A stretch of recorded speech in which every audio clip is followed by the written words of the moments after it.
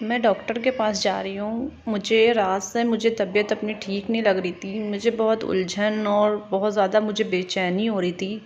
तो मैं पूरी रात ठीक से सो भी नहीं पाई। इसलिए मैंने सोचा मैं डॉक्टर को जा रही हूँ दिखाने। और बारिश काफ़ी हो रही है तो मौसम भी बहुत ख़राब है। और मौसम ख़राब होने के वजह से ही बहुत ज़्यादा थोड़ी टाइम लगा मुझे पहुँचने में। लेकिन बस मैं डॉक्टर के यहाँ पहुँचने वाली हूँ। फिर मैं घर जाके आप लोगों से बात करती हूँ। अस्सलाम वालेकुम दोस्तों, आप सब कैसे हो? मैं उम्मीद करती हूँ आप सब अच्छे होंगे।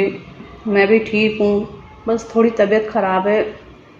आज मैं आप लोगों को बताऊंगी कि जो प्रेगनेंसी की हालत में मेरे हस्बैंड और मेरे ससुराल वालों ने मेरे साथ क्या क्या किया, मैंने प्रेगनेंसी में क्या क्या सहा है। और उससे पहले मैं आप सब लोगों से ये कहना चाहती हूँ कि आप सब लोगों ने मुझसे बोला है, काफ़ी लोगों ने मुझसे बात कही है कि मैं बहुत ज़्यादा रोती हूँ।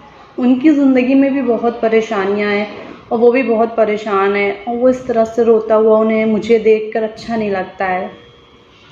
तो मैं आप लोगों से यही कहूँगी, अगर मेरे रोने की वजह से आप लोगों को हर्ट हुआ है, आप सब मेरे वजह से परेशान हुए हैं, तो मैं आप सबसे माफ़ी मांगती हूँ।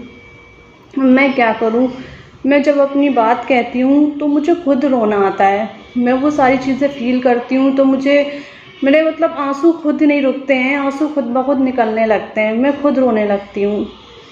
लेकिन आज मैं नहीं रोऊंगी, क्योंकि अगर मेरे वजह से कोई परेशान हो और किसी को मेरे वजह से तकलीफ़ हो तो मुझे ये चीज़ें अच्छी नहीं लगेंगी।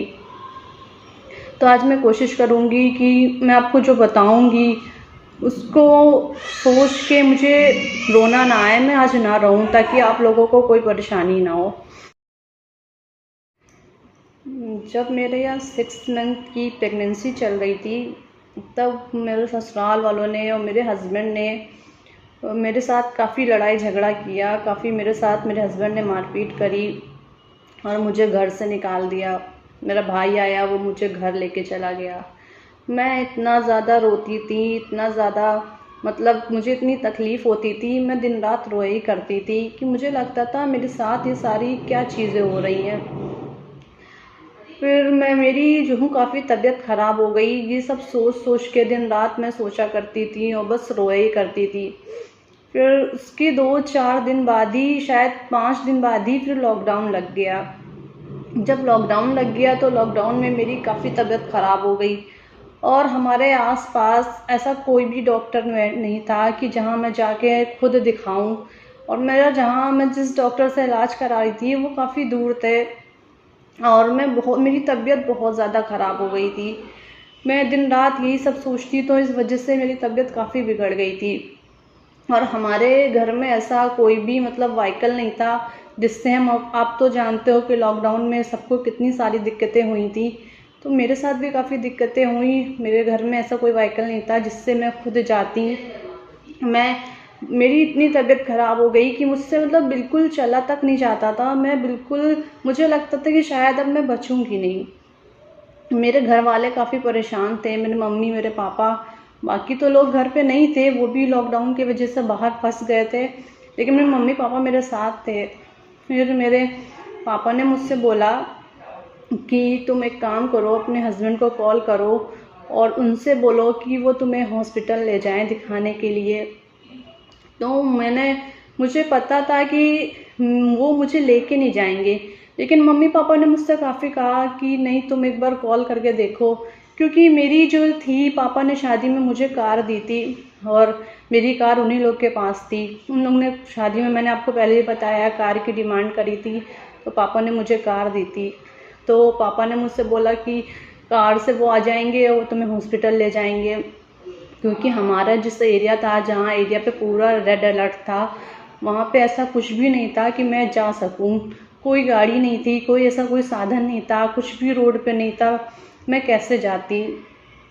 तो फिर मैंने सोचा ठीक है, मैं कॉल करती हूँ। मैंने अपने हस्बैंड को कॉल करी। मैंने अपने हस्बैंड को जब कॉल करी तो मैंने अपने हस्बैंड से बोला कि मेरी बहुत ज़्यादा तबीयत ख़राब है, मैं बहुत ज़्यादा, मुझसे इतनी वीकनेस हो गई है, मुझसे चला तक नहीं जा रहा है। और आप तो जानते हो कि हमारे घर में भी ऐसा कोई व्हीकल नहीं है जिससे हम जा सके। तो आप मुझे कार से लेके चलो डॉक्टर के यहाँ। तो आप लोग यकीन नहीं मानोगे कि उन्होंने मुझसे क्या कहा। उन्होंने मुझे जैसे ही मैंने कॉल करी, मैंने इतनी बात उनसे कही कि मैं बहुत बीमार हूँ, मुझे डॉक्टर के पास जाना है, आप कार से मुझे लेके चलो, मुझसे बिल्कुल भी चला नहीं जाता है, कहीं मुझे कुछ हो ना जाए। तो इतना सुन के उस इंसान ने मुझे इतनी गालियाँ दी, मैं आपको बता नहीं सकती कि ऐसी हालत में भी कोई इंसान किसी के साथ ऐसा करता है।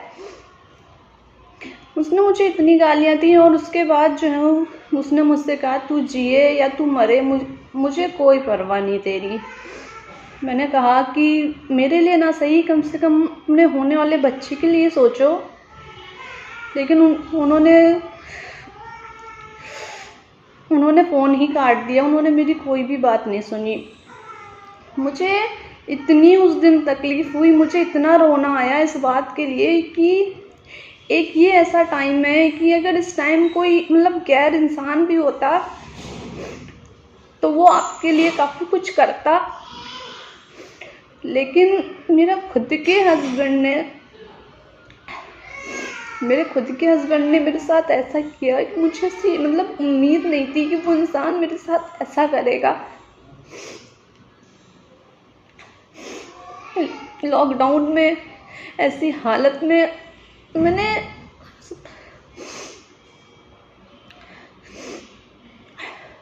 फिर मुझे मेरे पास की पड़ोस में ही आंटी रहती है, फिर वो मुझे लेके गई हॉस्पिटल दिखाने के लिए। मैं घर से जब मुझे वो लेके गई, मुझसे बिल्कुल भी चला नहीं जा रहा था। मेरी इतनी ज़्यादा तबीयत ख़राब थी कि मैं हॉस्पिटल तक जाने में मुझे समझ नहीं पा रहा था कि मैं कैसे जाऊँ, वहाँ तक कैसे पहुँचूँ। मैं उनके साथ पैदल गई। मैं थोड़ी दूर ही चली थी कि मुझे पुलिस वालों ने रोका और मैंने उनसे सारी बातें बताई कि मुझे हॉस्पिटल जाना है, मेरी बहुत तबीयत ख़राब है, मैं प्रेग्नेंट हूँ। तो उसमें से एक पुलिस वाली ने मुझसे ये बोला कि नहीं, ये सब औरतें ऐसे ही नाटक करती हैं और हम आपको नहीं जाने देंगे। मैंने उससे काफ़ी रिक्वेस्ट करी, उनको काफ़ी समझाया, मैडम मेरी बहुत तबीयत ख़राब है, प्लीज़ मुझे जाने दीजिए। तो उसमें से एक पुलिस वाले ने मेरी हेल्प करी। उसने उनको समझाया, उन मैडम को समझाया कि जाने दो, इनकी काफ़ी तबीयत ख़राब है, इनको देख के ही लग रहा है इनकी बहुत ज़्यादा तबीयत ख़राब है। फिर मैं गई, मैं थोड़ा और आगे रास्ते तक चली थी कि मुझसे चला नहीं जा रहा था, इस वजह से मैं वहीं पे ही बेहोश होके गिर गई। और जो मेरे साथ आंटी गई हुई थी वो इतना चीखने लगी, चिल्लाने लगी, उनको लगा कि शायद मुझे कुछ हो गया है। और वहाँ पे रोड पे बिल्कुल सन्नाटा, आप तो जानते हो लॉकडाउन के समय कोई भी नहीं था।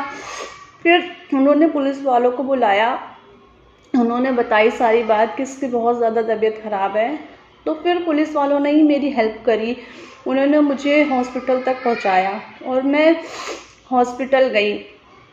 मैं आपको बता दूं, मैंने कितनी दूर तक मैं पैदल चली और मेरी खुद की कार होते हुए उस इंसान ने मेरी ज़रा भी मदद नहीं करी।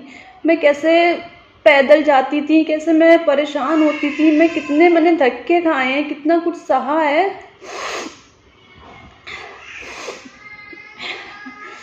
फिर मैं जब हॉस्पिटल गई तो फिर हॉस्पिटल वालों ने ही मुझे एम्बुलेंस में मेरे घर भेजा। मैं घर आई और मैं इतना मतलब रोई, इतना मुझे तकलीफ़ हुई सब चीज़ें सोच के कि एक औरत के लिए वो जो एक समय होता है, प्रेगनेंसी का समय होता है, वो बहुत अहम होता है। एक हर औरत ये चीज़ चाहती है कि उसके हस्बैंड उस समय उनके साथ हो, लेकिन मैं अकेली थी।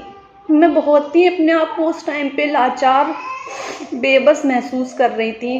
मुझे लग रहा था मेरे साथ तो कोई भी नहीं है और मेरा साथ इस टाइम पे उस इंसान ने छोड़ा था जिस टाइम मुझे सबसे ज़्यादा उसकी ज़रूरत थी। मेरा जो ससुराल है वो मेरे घर से थोड़ी दूर पे है। लोगों ने मेरे हस्बैंड को ये सारी बातें बताई कि तुम्हारी वाइफ की बहुत तबीयत ख़राब है, इस टाइम ये समय लड़ने का नहीं है, इतना गुस्सा दिखाने का नहीं है। जाओ अपनी वाइफ की मदद करो। वो हॉस्पिटल एम्बुलेंस में आई थी, लेकिन उस इंसान को कोई परवाह नहीं थी। वो अपने मज़े कर रहे थे, उनको किसी भी बात की कोई भी परवाह नहीं थी। और मैं यहाँ अकेली रो रही थी, परेशान थी, तड़प रही थी।